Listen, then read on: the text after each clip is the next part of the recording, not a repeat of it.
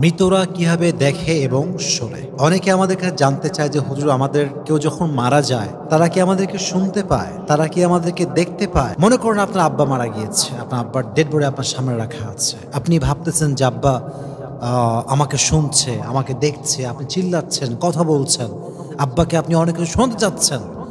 আসলে কি আব্বা শুনতে পাচ্ছে কিনা, আপনার আম্মা শুনতে পাচ্ছে কিনা, দ্যাট ইজ দ্য কোয়েশ্চেন। আজকে আমরা কোরআন এবং হাদিস থেকে জানবো যে মৃত মানুষ দেখতে পায় কি পায় না, শুনতে পায় কি পায় না। জোরে বলেন ইনশাআল্লাহ।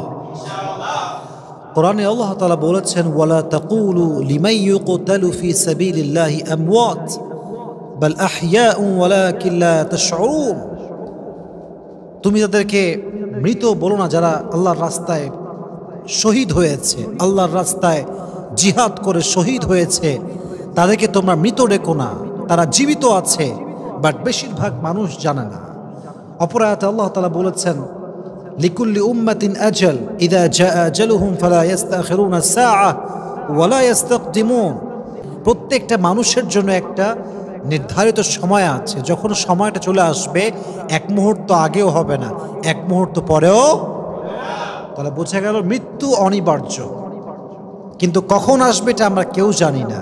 এখন কথা হচ্ছে, এই যে মৃত্যু যেহেতু আমাদের সবাইকে বরণ করতেই হবে, এই মৃত্যুর পরে একটা জগৎ আছে, জগৎটাকে বলা হয় পরকালের জগৎ। তবে যখন মানুষ মারা যায় তাই কবরস্থ করা হয়।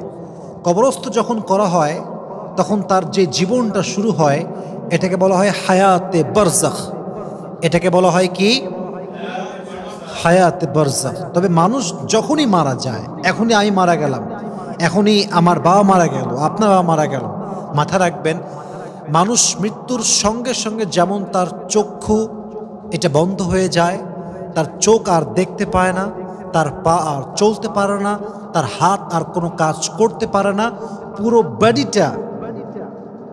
বডিটা এটা কোনো কাজের থাকে না, এটা কোনো শক্তি থাকে না, এটার কোনো পাওয়ার থাকে না। Exactly to the same way মানুষের শ্রবণ শক্তিও লোপ পায়, শ্রবণ শক্তি থাকে না। এই জন্য আল্লাহ তাআলা বলছেন, ইন্নাল্লাহা ইউসমিউ মান ইয়াশা ওয়া মা আনতা বিমুসমিইন মান ফিল কুবুর। আল্লাহ যাকে চান তাকে শোনার শক্তি দান করেন, আর নবী হে আপনি কবরস্থ মানুষদেরকে শোনাতে পারবেন না। তার মানে বোঝা গেল মানুষ মৃত্যুর পরে শুনতে পায়। অপর আয়াতে আল্লাহ তাআলা বলছেন, ইন্নাকা লা তুসমিউল মাউতা। মৃত মানুষ শুনতে পায় না, মৃত মানুষের শ্রবণ শক্তি থাকে না, তাকে মানুষ যত কথাই বলুক না কেন সে কিছু শুনতে পায় না। তবে আমি আগে একটা কথা বলেছিলাম, আমরা যখন মারা যাব আমাদের মৃত্যুর পরে আরেকটা জগৎ হবে, এবং যখন কিয়ামতের যেই সাউন্ডটা আছে, কিয়ামতের দিন যখন ইসরাফিল তার সিংহায় ফু দিবে, আমরা যখন আবার উঠে যাবো, এটা হচ্ছে আমাদের জন্য একটা বিশাল বড় জগৎ, লম্বা জগৎ, যে জগতের কোনো শেষ নাই। আমরা যখন মারা যাচ্ছি আমাদের বডিকে রাখা হচ্ছে কবরস্থানে। এই যে আমাদের কবরস্থানের জীবনটা এবং মৃত্যুর পরে আবার জীবিত হয়ে আল্লাহর সামনে দাঁড়ানোর আগ মুহূর্ত, এই যে জীবনটা আমরা পার করব, এটাকে বলা হয় হায়াতে বারজাখ। বারজাখ মানে হচ্ছে বাধা, অন্তরায়।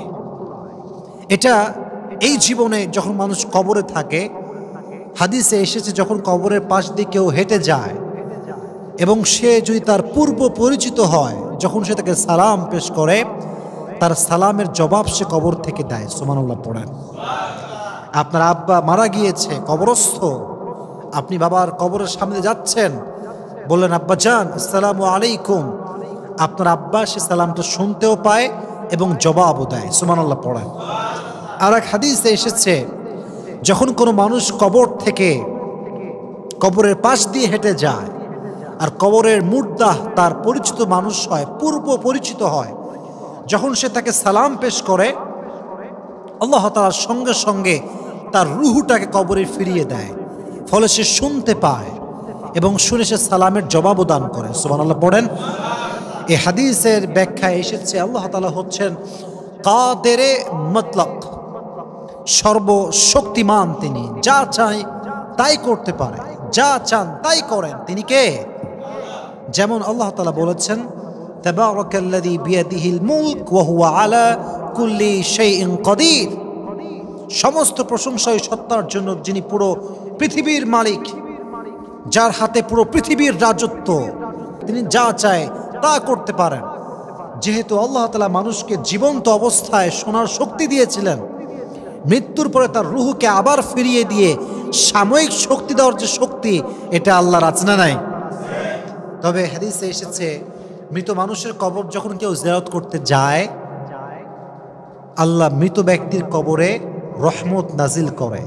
সুবহানাল্লাহ পড়েন। যত বেশি পারেন কবর জিয়ারত করবেন, নিজের মৃত্যুর কথা স্মরণ হবে, পাশাপাশি আপনি যার জন্য জিয়ারত করছেন তার কবরে আল্লাহ তাআলা সাকিনা, তার কবরে আল্লাহ তাআলা রহমত নাজিল করবে, রহমত বর্ষণ করবে। সুবহানাল্লাহ পড়েন।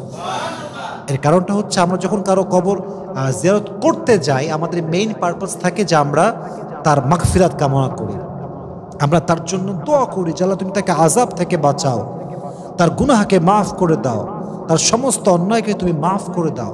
তাহলে বোঝা গেল মৃত্যুর পরে যখন মানুষ কবরে রাখা হয়, যদি আত্মীয় স্বজন বেশি বেশি কবরে আসে, তার কবরের রহমত বর্ষণ আছে না নাই? আমরা বেশি বেশি কবর জিয়ারত করব, সকলে বলেন ইনশাআল্লাহ।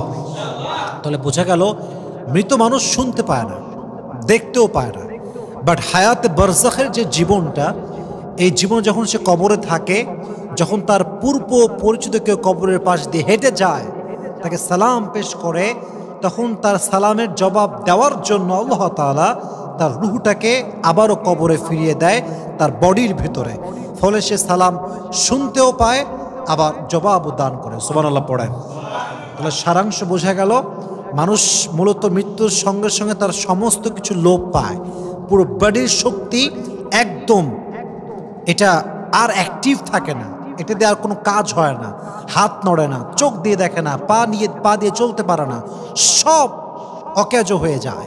তবে যখন তার হায়াতে বারজাখের জীবনে সে থাকে, তার কবরের পাশ দিয়ে কেউ হেঁটে গেলে সালাম পেশ করলে সে সালামটা শুনতে পায় এবং জবাবও দেয়। সুবহানাল্লাহ পড়েন। আল্লাহ আমাদের সবাই যারা মারা গেছে, আমাদের বাবা মা, কারো ভাই, কারো বোন, সবার জন্য আমরা দোয়া করে সবাইকে জান্নাতুল ফেরদাউসের উচ্চ মাকাম নসিব করুন। সকলে পড়া আমিন।